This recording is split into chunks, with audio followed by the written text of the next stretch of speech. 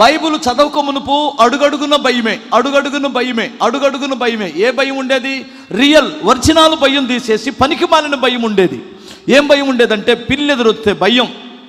నాకు ఒకసారి ఎవరో ఒక అమ్మాయిని చూసి, మా అమ్మ నాన్న నన్ను తీసుకొని వెళ్తున్నారు, నీకు చూపిస్తాంరా అని తీసుకొని వెళ్తుంటే పాము మేము వెళ్తున్న దారిలో నుంచి సరసర సరసర సరసర సర వెళ్ళింది. మా నాన్న సెకండ్లో ఇంక పదా నేను వెనకెళ్ళిపోదాం అన్నాడు. ఏంటంటే పాము ఎదురొచ్చింది, అవుట్, మన పని అయిపోయినట్టని వచ్చాడు. నాకేమో అప్పుడు పెళ్లి కాలేదుగా, ఈ పాము గీయం ఎదురొచ్చింది ఎందుకు అనవసరంగా అనుకున్నా నేను. అర్థం కాలేదా? పాము ఎదురొస్తే కూడా మా నాన్న వెనక తిరిగి వచ్చాడంటే పాము భయం, పిల్లి భయం, ఎదవరాలు భయం, ఈ భయాలు ఎక్కువ ఉన్నాయి మనలో, అవునా కాదా? మంగళవారం భయం, బుధవారం భయం, శుక్రవారం భయం, కత్తెర భయం, మూట భయం, మూట కాదు మోటం భయం. ఈ భయాలు మనిషిని ఏమీ చేయలేవు. నీ తలలో ఒక ఎంటుకు కూడా రాలదు.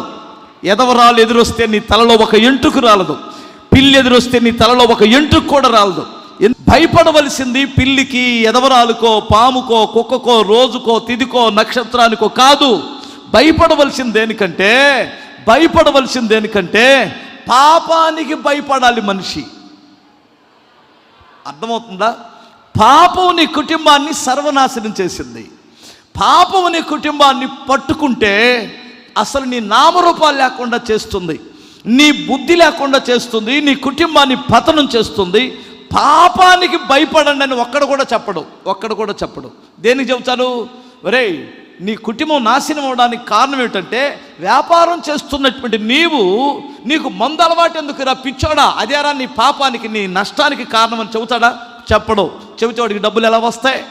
ఇంకా నువ్వు వ్యాపారం చేస్తున్నావురా, ఖచ్చితంగా దాని మీద కాన్సన్ట్రేషన్ నిలపకుండా ఏదో ఒక కొంపలోకి వెళ్ళి వస్తున్నావు, పనికి మాలినోడా, అందుకేరా నీకు నష్టం, ఆ పాపమేరా నీకు శాపం అని చెప్పడు. ఎందుకంటే కోపం కదా మాట చెబితే. గమనించాలి, పాపం మనిషిని పాడు చేస్తుంది.